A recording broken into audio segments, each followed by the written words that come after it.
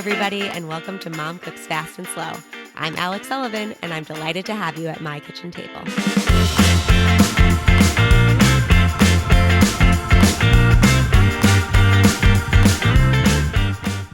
Today, I have the Palliser Brothers of New York City's famous Scott's Flowers. Rob, Chris, and their younger brother Jonny grew their father, Rob Sr.'s flower business into a major player in the florist space today. We talk about the essential family values that make working together a success, the highs and lows of running your own business, and how every person in the Palliser family plays an essential role in the business still today. The best part of this for me is that I've known the Palliser brothers since I was a little kid, and they are an amazing example of how to be wonderful brothers to each other, sons to their parents, and an inspiration to any family business today. So, without further ado, I give you two of the Palliser brothers of Scott's Flowers. I hope you enjoy. Rob, Chris, welcome to Mom Cooks Fast and Slow. Nice to be here. Thanks for having us. So I'm excited to have this conversation. I thought we would start out just by explaining how we know each other. And I'm going to tell it from my perspective, but I actually would love to hear from your perspective too, kind of about our childhood. So we grew up together. Our families were best friends since probably I was 6 or 7 years old. And we did life together. We got together for family barbecues. We went on vacations together. Our parents are best friends, forever. And now that my kids are starting to grow up, we have some family best friends here in town that have 3 little girls. And I have the 2 boys now. So it's flip-flopped. And my boys are running around like the crazy idiots that they are. And, we go on family vacations with these 3 little girls and they're sitting there and they're so sweet and so nice. And I'm like, oh my gosh, this is so funny because I was the girl with the crazy boys running around teaching me how to have, brothers. And now I'm the one with the crazy boys teaching the sweet little girls how to have brothers. So, How does that feel? It's just funny. It's great. I love it. I'm so grateful for the relationships that we had as kids. It's something I, think about all the time. And so I'm glad that they kind of have an equivalent of that. And we grew up together and then we kind of all went to college and did our own thing. And then for me, post COVID, it was like you kind of got back to the reality of what's important in life. And it was so nice when our families got back together and had that dinner all together and touched base again. And I'm so glad we're doing that more now. So that's my perspective, but I'd love to hear your perspective of us all growing up. It's interesting because we do go way back and to see what did I take away from our childhood memories and like what were your memories and what were Chris's. For me, it would always be like when we would go to that Vermont and we would stay in the guest house.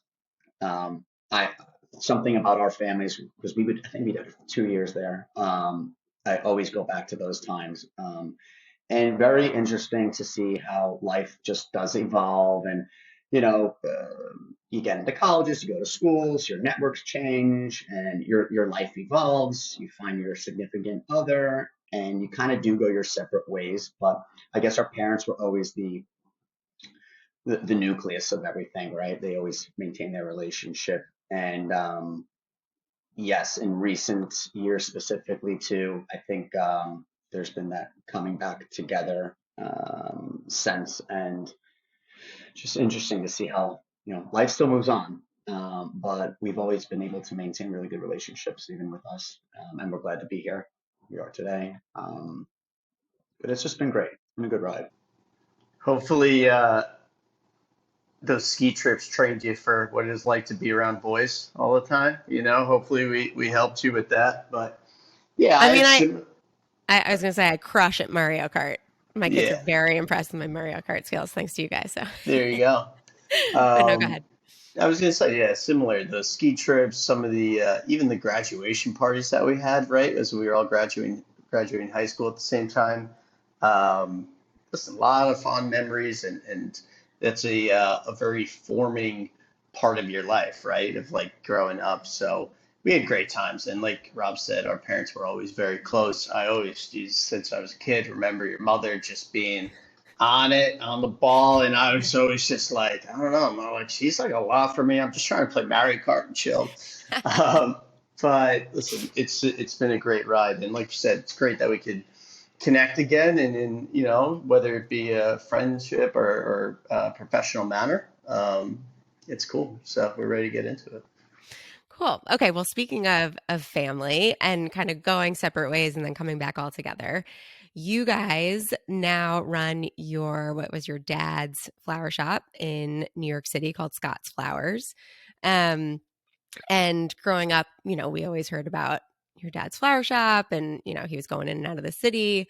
Um, and you all had your own separate paths. So it's you, Chris, Rob, and your little brother, Jonny. The three of you guys kind of run the shop to its fullest extent now. But you really grew it into a large business in New York City now. When I told someone this past weekend that I was interviewing the guys from Scott's Flowers, and they was like, "How do you know the guys from Scott's Flowers?" I was like, let me That's tell good. you. So I wanted to get into a little bit about how your dad started, and then how that evolved into you guys growing it to be the company it is today. So if we could just go through that evolution. Yeah, sure. So my father worked as a young kid in the flower industry with his uncle when he was a young teen. So he was always a worker. He didn't go to college. He also got drafted into the Vietnam War. So when he returned back home, again, no school, not really a big education. The only thing he really knew was the flower business. And he was someone who had vision though and didn't want to, work for someone else. He wanted to start his own thing. So, he asked around, got some money. He'd ask everybody, friends, family, about I think at that time maybe like $10,000 to $15,000, and that's all you kind of needed. And he was able to pretty much jumpstart his flower business.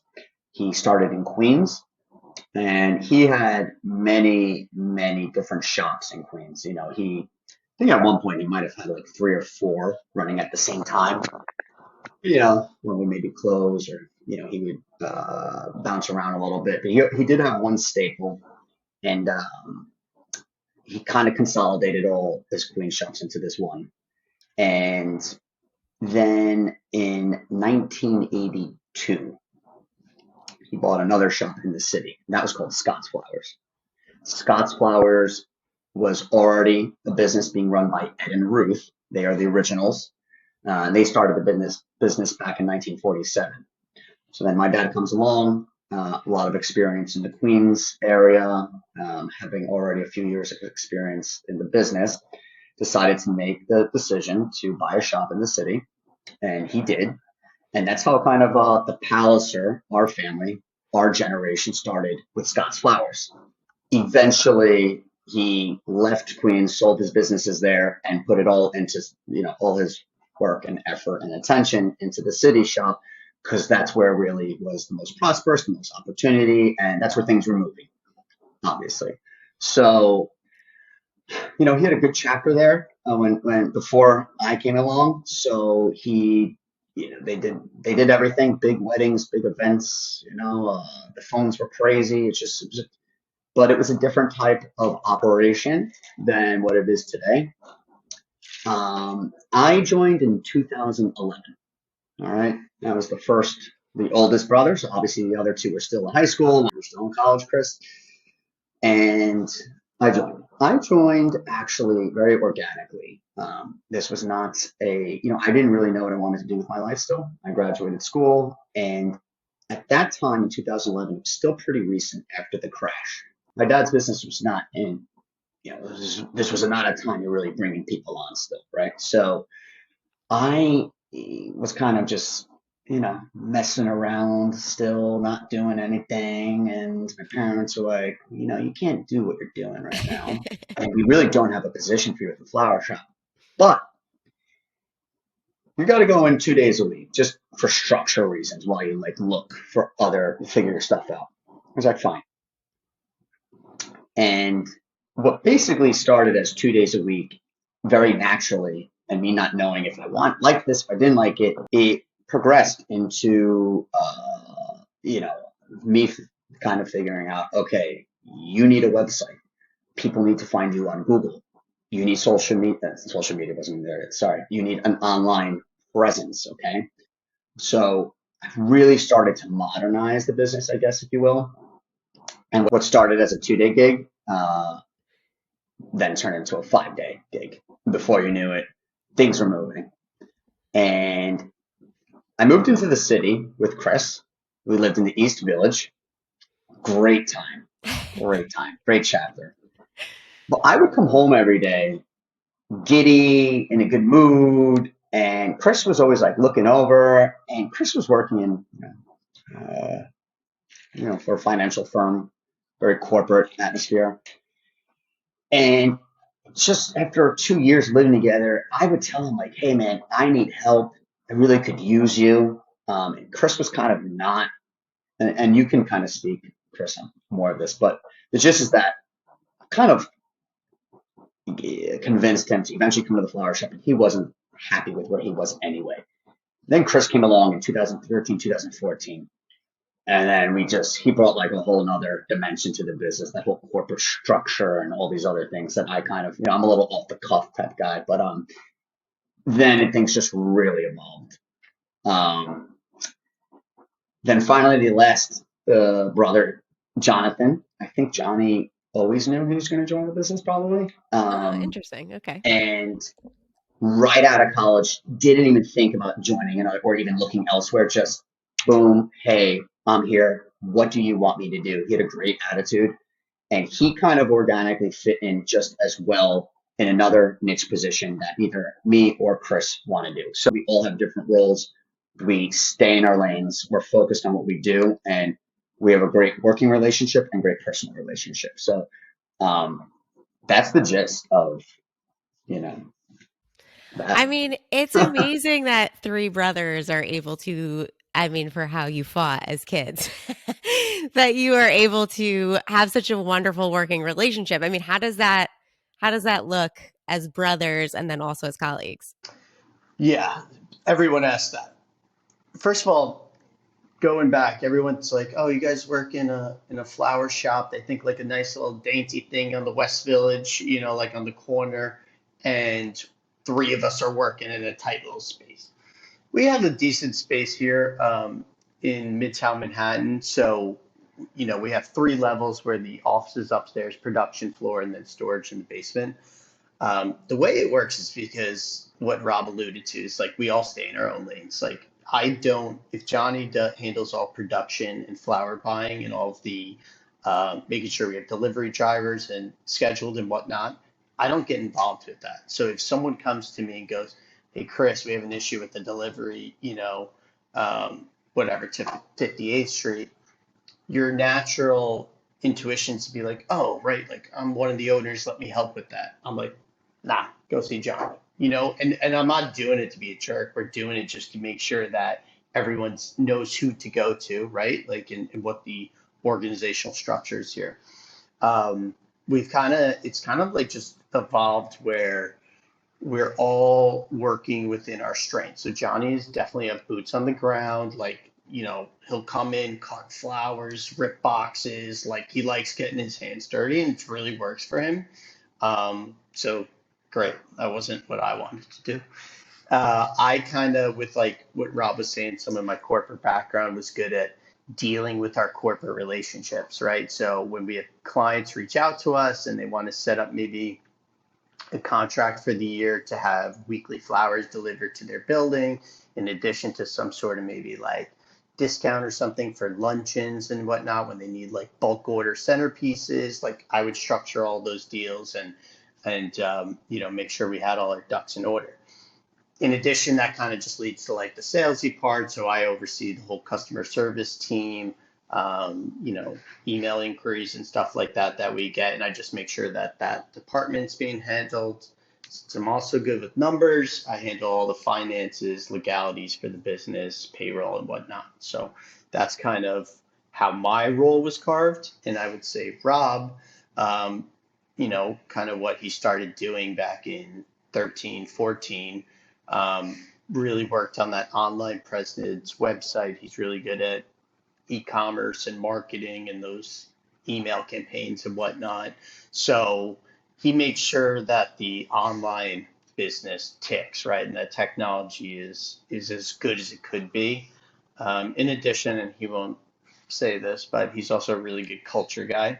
So he's the one that does all the Scott's happy hours. We went to like a Met game last summer. We go bowling. So again, some things I'm not always thinking of, but like it's obviously super important to have in growing like again, like a family. Like we have about 15 employees now. We were probably close to like 25 pre-COVID.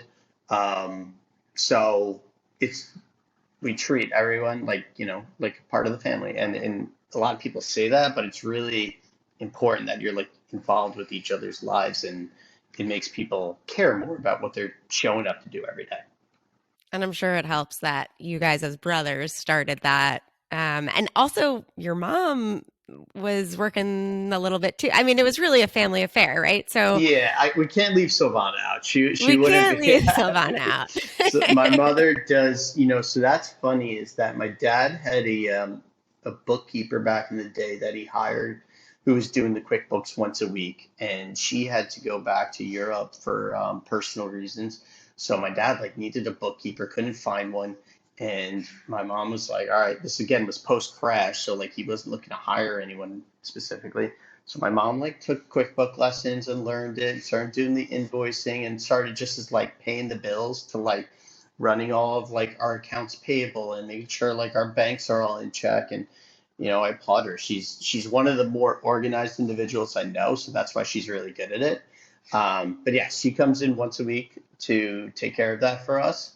And our father at this point, we took over and bought the business 2018 or 19, so about 4 or 5 years ago now. But we still keep him busy as well, and he picks up all of our plants from the greenhouses out in Long Island. So yeah, listen, still totally a full family affair. I love that. I love it too because I feel like we don't see that as much anymore. Family businesses are really gems now, and I love that so much about you guys, and especially because it's not like Succession. It's a fully functioning, We lovely don't want to family go there. business. Yeah. Our friends always like to be like, all right, who's Roman, who's Shiv, Right. who's Kendall. By the way, really good finale. I don't want any I spoilers, but won't say we don't start oof, until it's over. So, great. I like to binge. I like to binge the whole thing, so don't tell me. Okay, so in the same vein of how you guys kind of talked about the social media, the technology aspect, how have you seen that change the business? And also, you guys now, I mean, you have big corporate relationships and things like, but you're also servicing people like Sarah Jessica Parker. I saw it in the news one day. So how did, I guess, technology lead you down this path of growing it from a flower shop that did weddings, and I mean, you did my wedding, but to really becoming this force to be reckoned with in New York City? I think it's a little bit of, listen, putting yourself, having a physical storefront was one thing, and then back in the mid 2000s, like 2005, 2010, whatever, when online started becoming a dominant force, that to me was like how I looked at our new, that was our new real estate location, was online, right? And that just drew a lot of eyeballs, a lot of attention to us. We were the first ones getting on the map. But at the same time, we did start pivoting away from like more like events and whatnot, and just to really coming up with these really tasteful, crafted arrangements that can be sent out for delivery for same day, if you will. So um, the the artisanal design with the branding over the years and with like just the online presence, it really all started to come together and evolve. And that is kind of how we haven't really done any outreach per se to some of these, types of people. It's just kind of come to us naturally through our branding and our online presence. I would I would just add to that that we got to talk about COVID's play here.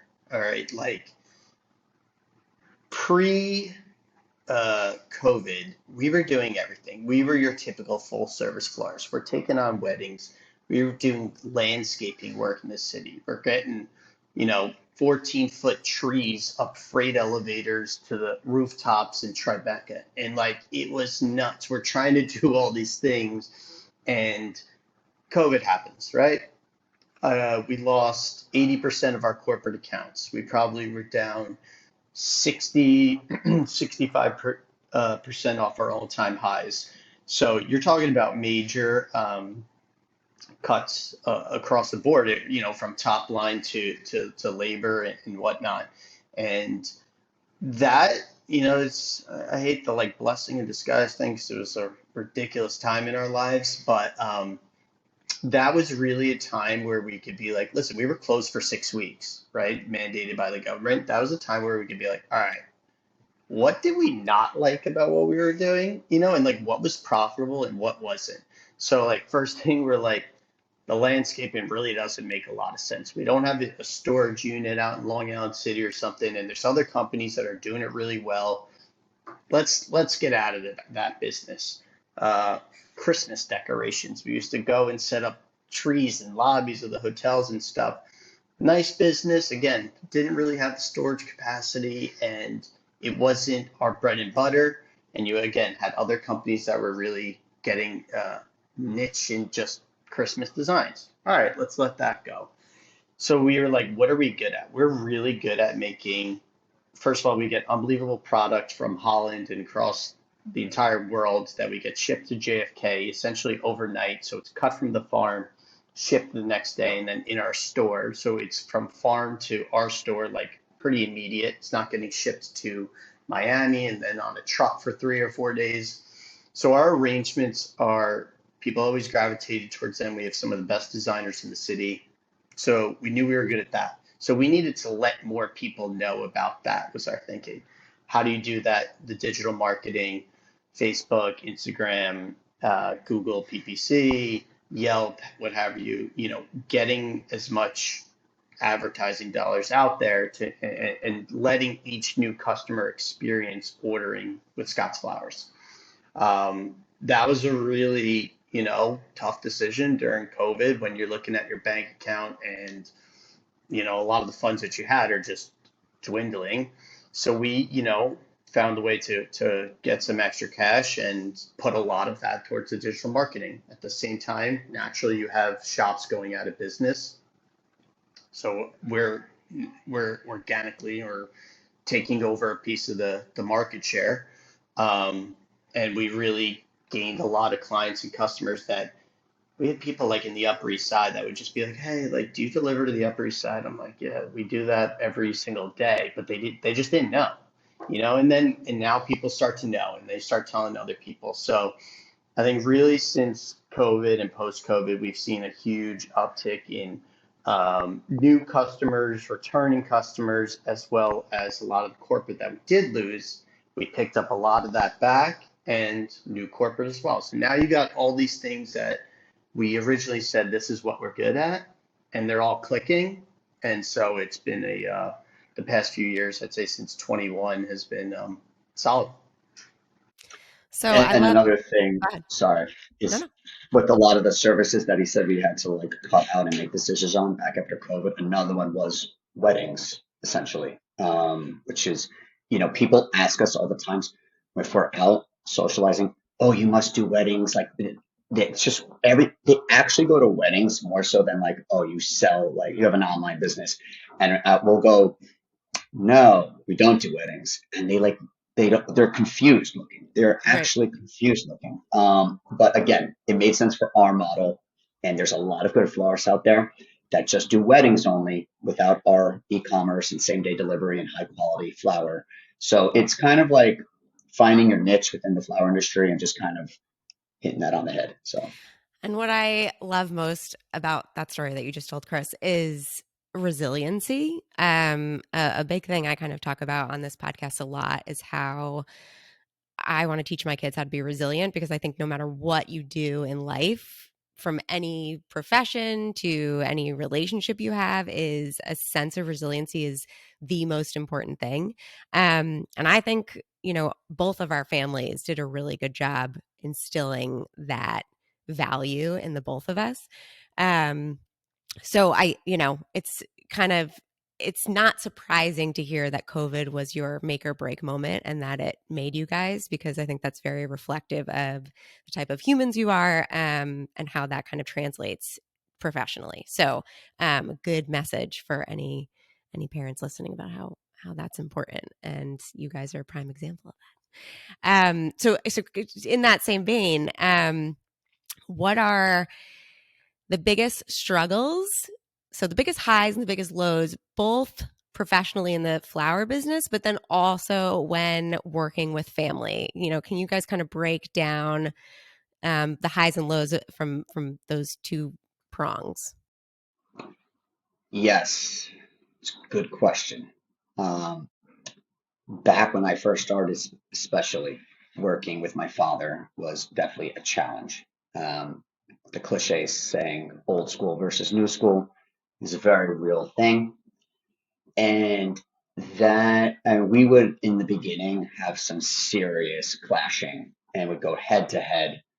And I was young. I still wasn't even, I wouldn't even consider myself like a mature adult yet. And sometimes I would find myself, my emotions taking over, and I'd have to walk out of the shop a few times. Like, it got pretty hairy and like tough, but I think at the end of the day, family does come first, and we always just respected. Now that was my personal take, but even with Chris coming in and Jonny, and then all of us together, because then you have a lot of opinions going around. You do, and at the end of the day, I think one of the most valuable thing, not valuable, but one of our strengths is that we do put our family first, and we make it work. We make the business work around that. And I don't know how. I think a lot of there's a lot of other people that actually do it the other way around, and I'm not to say that you can't do it that way, but what works for us is just respecting at the end of the day that this is your family member, my brother, my father, my mother, and you figure a way to make it work because you love that person. Uh, yes, in the business, it's one thing to like, we got to do what we got to do to, grow and figure out this problem and this and that. But also on a human level, we're family. And I think we always put that first. And it's kind of, I think, naturally and organically how it's worked out for us. Chris, and would you want to add anything to that? Yeah, I think struggles definitely like learning everyone's avenue and what within the brothers what we're good at, right? Like that was the struggles. That didn't happen overnight, right? That took time. I think I'll go back to my our father being an ex-military man. Even since we were kids, when he had chores around the house or we needed to do plantings in the backyard, it was like all three of you up, let's go. Like, and like we knew we weren't gonna be able to go play in the pool until like that got done, right? So like that's ingrained in you since we were young kids. And then that kind of carried on to our professional livelihood. And like Rob said, anytime anyone has an opinion on how something should be done or whatnot, like we like old school Italian, bring it to the table, right? And we talk about it, but we all respect everyone's take. Like someone might be hot about a certain angle or what we should be doing, but everyone has respect for what everyone's saying. Where not to, in corporate, I did feel like sometimes when we'd have conference meetings and whatnot, I felt like sometimes I wasn't heard or other people in the room weren't heard. And I'm not talking down on corporate, but it's just a distinct difference that I feel and I see between the two. In terms of struggles and highs, like the good times. Listen, the good times are always just I feel as we continue to gain more like clients and customers and get feedback of like how much we affect so many people's lives and like how happy we really, sometimes you get caught up in it and you're like, all right, here's an order and whatnot. But like we get messages from some of our people that, you know, how big of a moment it was, people going through some, individual personal things, and our flowers like made it a big change in their day. Like that's always awesome to get. Um, the struggles, I would say, learning to work and own a business, man. Like you make a lot of mistakes, and I was gonna say like what I think sometimes my father would get aggravated over is like he didn't want us making the same mistakes he did. And unfortunately, what I've learned is like that's kind of the only way to learn. Is like we gotta like step on our own toes a couple times. And we did, we made some whatever decisions, this, that, maybe you double think or, you lose a little sleep at night. But it's how we've learned. And listen, I think you talk to us now in 2023 compared to when we were first kind of rocking it together in 2015, 2016. We're different people, and we're more confident in everything that we do. Um, so yeah, I think that was one of the bigger struggles. It's funny that you say that because you guys don't, no, you guys don't have kids yet. But when I had my kids, when you're growing up, you look at your parents and you're like, okay, like, they tell you all this stuff and you're like, well, what do you really know? Or like, okay, that worked for you, but it's a different time or whatever. And then I raise my own kids and you look at them and you're like, I don't want you to do what I did. I don't want you to make I don't want you to have the pain that I went through or whatever. And you're 100% right. It is, you have to let them make their own mistakes. They have to make those mistakes to learn. And whether it's in business or raising a family or whatever, it's those growing pains that make it stronger and better and necessary to get the greatest outcome that you need. So it's funny to hear you talk about it. And I think the ultimate high of everything, though, is that which to cap this is working with your families actually, and the fact that we all get along. I think is the biggest joy of everything. It's just awesome. So it keeps our relationship, it keeps our relationship actually closer, and it keeps our family closer. So I think it's an amazing thing. I love that. All right. So to wrap this up, I'm going to ask you one more question, and then I'll finish with the question I ask everyone at the end of every episode. But in terms of Scott's Flowers, the industry, where do you guys see that going in the next 5 years? Where would you like to take it? What's the plan? It's a good question. For us, we like we were talking about the e-commerce, right? Did really well. So initially, our thinking recently has been to expand our delivery areas to as far as we could go, right? To get more clients to try and enjoy their experience with Scott's Flowers. So we started delivering further out to Suffolk County, even in Long Island, going up as far as like Connecticut and whatnot. So just pushing our boundaries of how far we could deliver. We also launched a like national dried flower campaign where we could ship them nationally. And again, we get a lot of people who are in California or something, and their daughter's in New York, and they send flowers, and they're like, wow, that was a great experience. And then they're like, oh, I could also get this for me for the home, and I'm out here in California. So that's kind of been our focus recently. We're going to be doing some pop-up shops and stuff like that to try and do some partnerships that we have planned.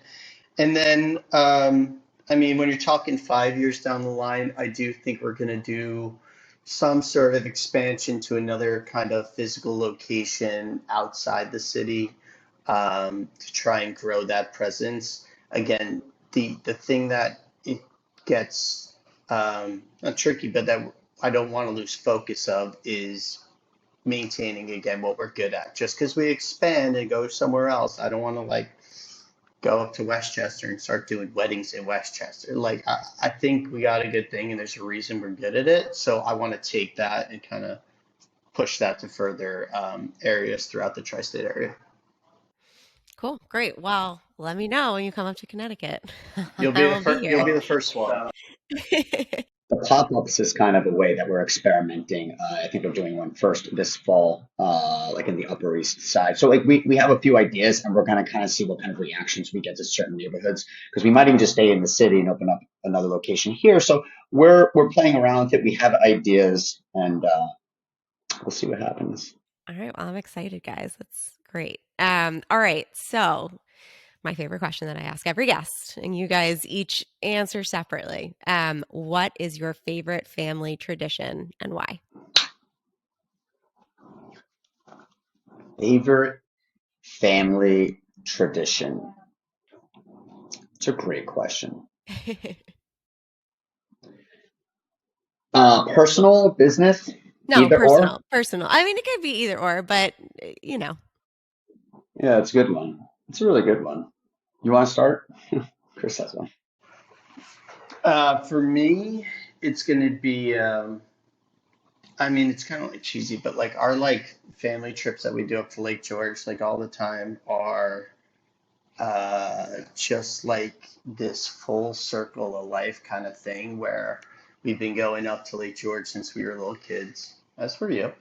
And you know, I know that my dad used to like go up there with my mom, like when they first started dating and stuff. And like now I have my fiance, and she's been going there with her family, and like I'm gonna totally be bringing my kids up there. My dad, this might be a little morbid, but he wants to like be cremated and get like some of his ashes like in that lake. So like that place really is just like a special place to our family. And every time I'm there, it's just it just really like gives you a lot of perspective about like life, and it's special. It's a really special place for us. So that's for me. That's it. Yeah, I remember that trip always being your guys. I mean, forever that's been your favorite trip. So I'm not surprised that that's So not to like repeat Chris, but like because I was thinking of saying Lake George as well, but even though as we've gotten older, things change and you don't go on those same family vacations. You go, right. anymore. People get married, and whether you have kids, we don't, but things change, evolve, and life goes on. But yes, Lake George is like the nucleus and foundation, I think, of our family's tradition. At the same time,